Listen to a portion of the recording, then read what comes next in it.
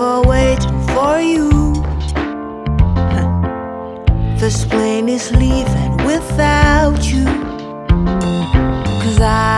Thank you so much for coming to this honorable platform, Idris Activities. I so much appreciate you being here today. First of all, I would like you to introduce yourself to the viewers watching this. Thank you for having me. My name is Usman Oyebamiji. Okay. I am a Nigerian and I am presently a second-year student studying Masters in Public Policy at the Brandt School of Public Policy, Erfurt, Germany. Okay, thank you so much for that wonderful introduction. I mean, just like what we discussed earlier, we'd like to talk about opportunities available to like graduates after school. I mean, what they should do and stuff like that. It's basically a career session today. So I would like to start with this question.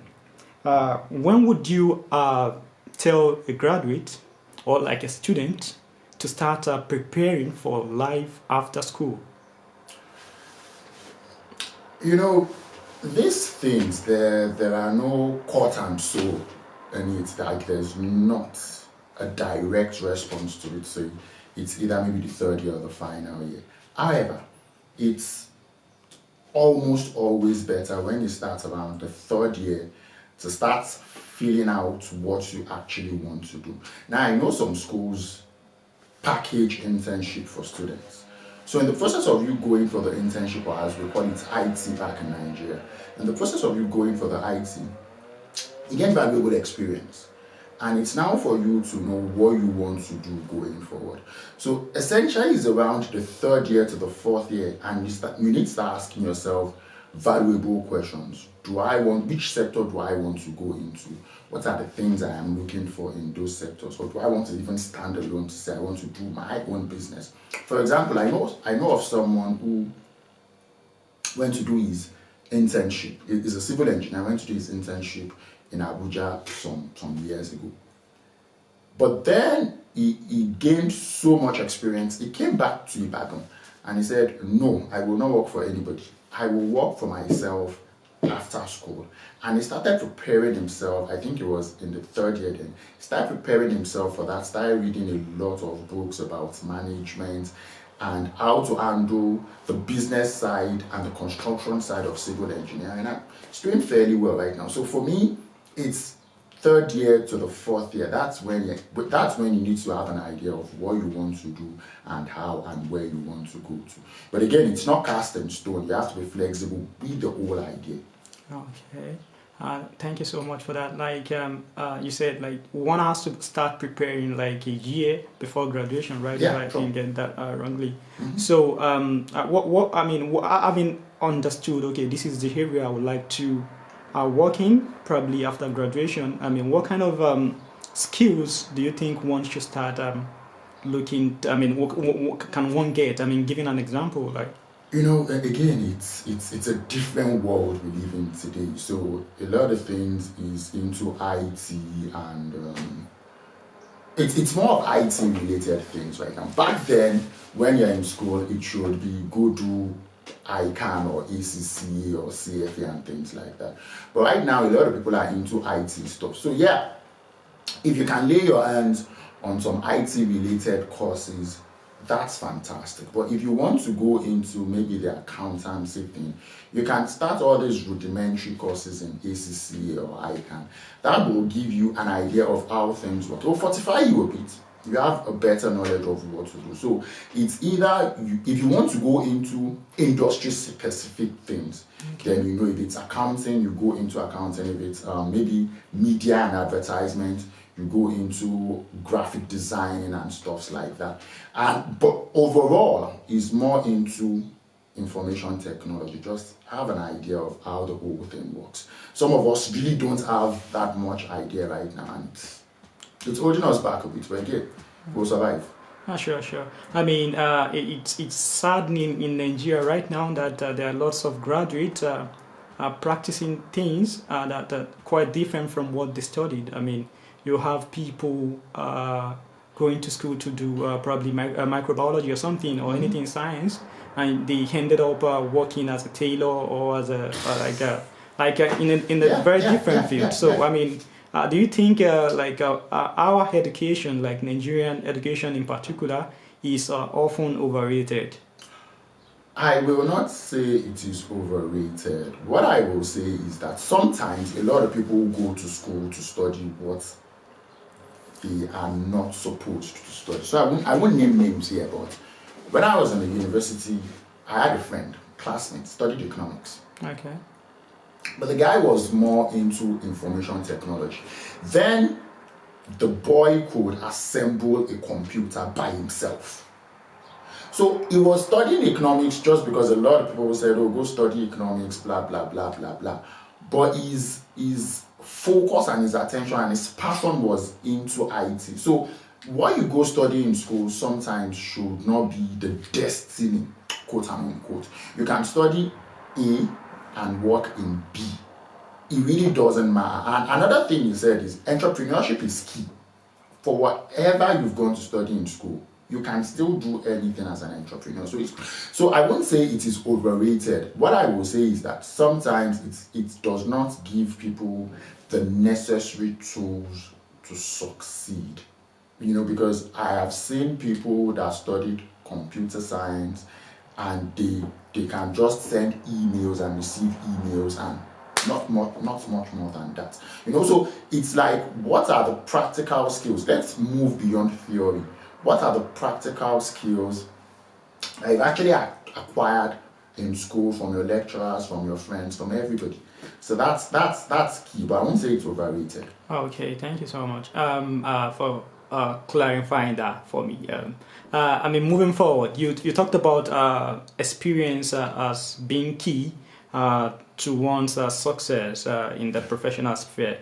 So how would you rate the place of internship or traineeship after graduation or during study? I mean, that's another thing. And you know, now I said something about what you study should not be necessarily be a destiny. Yeah. Sometimes where you work or where you did your internship could be a destiny changer. Let me give you an instance. So maybe two people out of school, one decided to go do an internship in a place where it gets little to nothing, but maybe in an investment banking sector or something like that, you know, or a hardcore financial sector. And the other person decides to go work in God knows what, but some sectors that are not really viable, and is getting 40 or 50,000 naira. So the idea is, this guy that had gone to work in the investment bank, in 2 years he could land a big gig, while this other guy is comfortable in his 50,000 naira job, just because he does not want to venture in some places that won't give him instant gratification.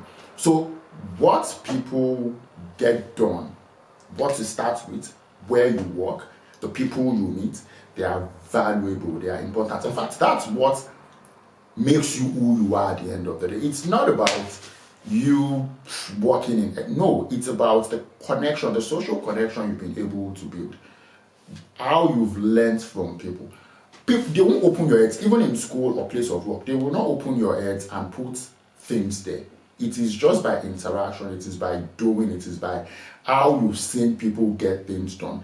It's about the idiosyncrasies of people standing up and making presentations in front of you. You mimic them, you see them do things, and that is how you build your own career as well going forward. Okay, I mean, I wouldn't want to like disagree totally with you, but what would you have to say to critics or people that have a different opinion regarding this? I mean, some people will be like, okay, you have so many other needs to cater for. You're probably the only educated person, so to say, in your family, and there are so many responsibilities on your head. I mean, you have to take care of this, take care of mama, take care of yourself. I mean, how do you reconcile that with doing something for virtually free?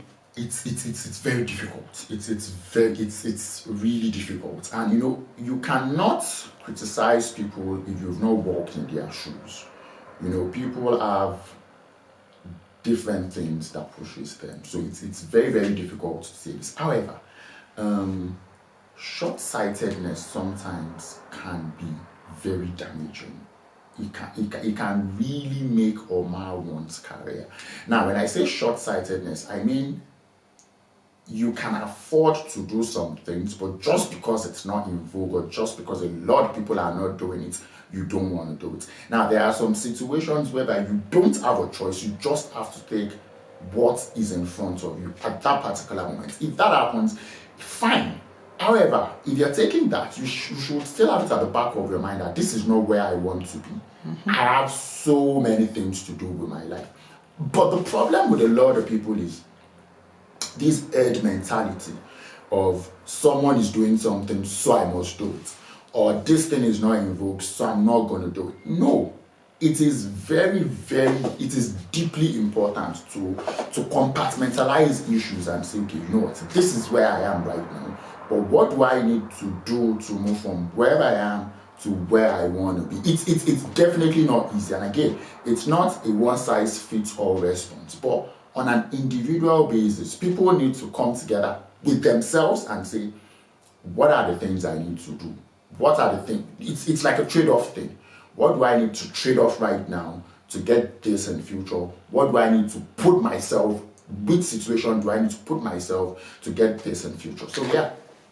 I mean, thank you so much for that beautiful response to the question. I mean, going forward, like, I mean, having had all these experiences, you had a traineeship, internship, and so many other things while studying. I mean, disappointment also, they are meant to like come in. I mean, you might not probably get the job as soon as you are applying for those jobs. I mean, what do you do to ensure you don't relent? So again, let me dabble a little into my personal experience.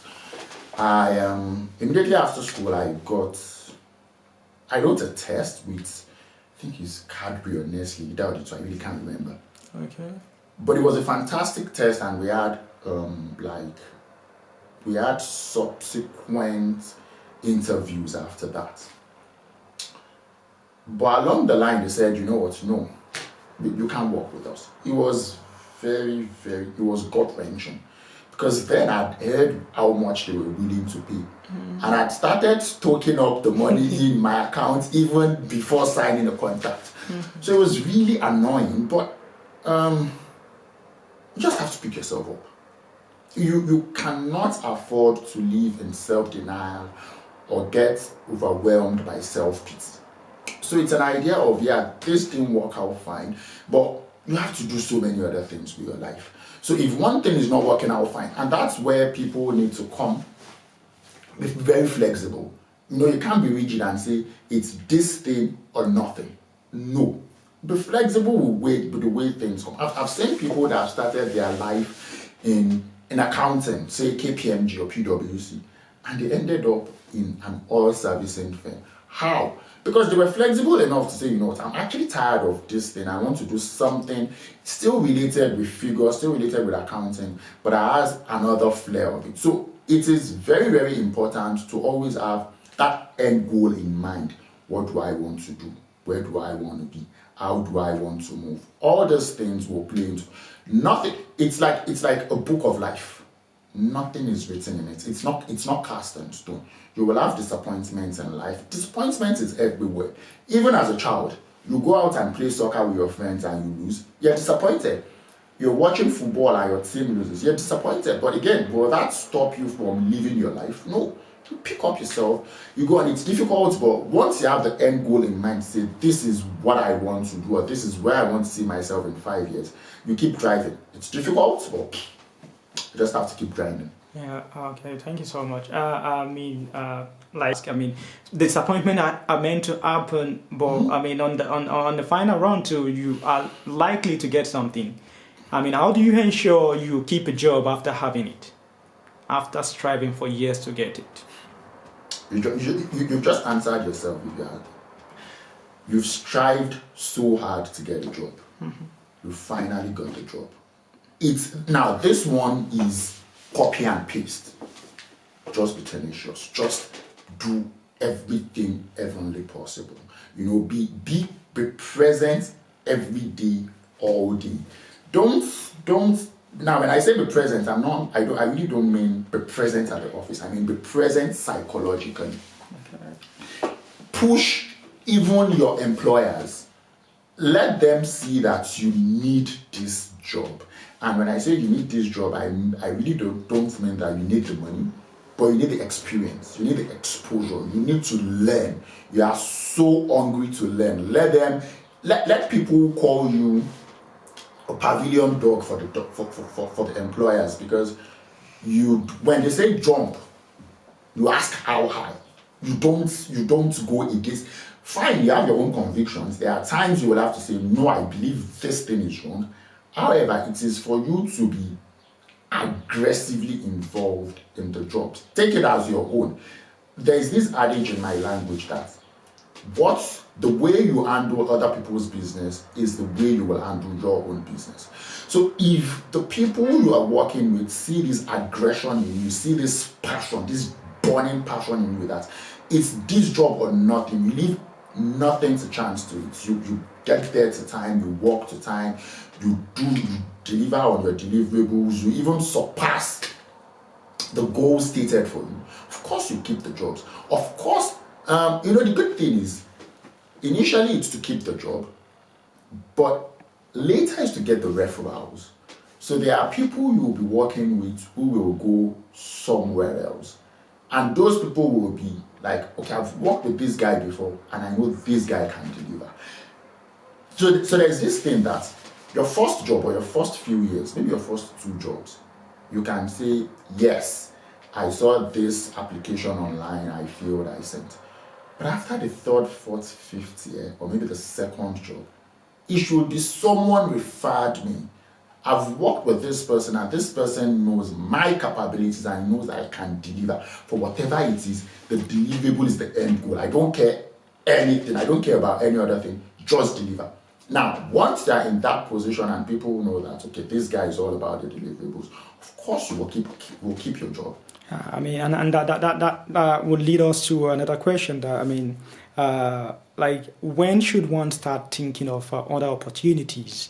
Like after giving your all for an employer, when should you as a person start thinking of other possible opportunities? Because that's one beautiful thing about us humans. We are not. We are always Oliver Twist. When we have this, we always want more. When should you start thinking of the next step? Again, it depends on individual capacity and individual threshold for risk. I know some people that have worked their ways from the ground level to become partner in major multinationals. And I know some people that just spend 18 months in different jobs and move from one place to another. So again, it depends on people's peculiarities. However, some people can't work for too long in a controlled environment. So if you're there 2nd year, 3rd year, especially if you have it at the back of your mind that you want to be an entrepreneur, you want to do your own business or you want your own side hustle, it is for you 2nd, 3rd year, if you want to leave the business, a year before. So let me put it this way. If you're working somewhere but you have this passion to run your own business as well, a year or 18 months before you leave eventually, start your own business. Start it as a side hustle. Let it be there. So you do your 9 to 5 or 9 to 9 or whatever to whatever on this regular job. But as you're doing it, it's giving you valuable insights on how to build your own business. And the business is there. And you have just 24 hours in life, in a day. What you can do with the 24 hours is painfully limited. So it is for you to know that, okay, I will devote 12 hours or whatever hours, the required hours of my time. Now, the mistake a lot of people will make is that when they start the side also, where they work, their responsibilities in their place of work suffers. No, that should never happen. Your side also should be there, should be like a standalone, and you can even get other people in to start running the side also for you while you still focus your attention on this and you move on the other one as well. So I think it's like 12 to 18 months.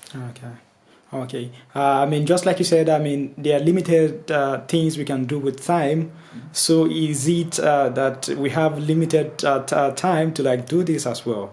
So, but like to like cut everything short, I would like to like throw this question to you. You are a student of effort, and you'll probably graduate soon. What would you advise other people like you or people that have already graduated to do? Like, I mean, is it for them to like continue here and try? I mean, and developing, or they should seek opportunity elsewhere or home probably? What would you rather do now? That's $1 million question. Personally, I would want to go.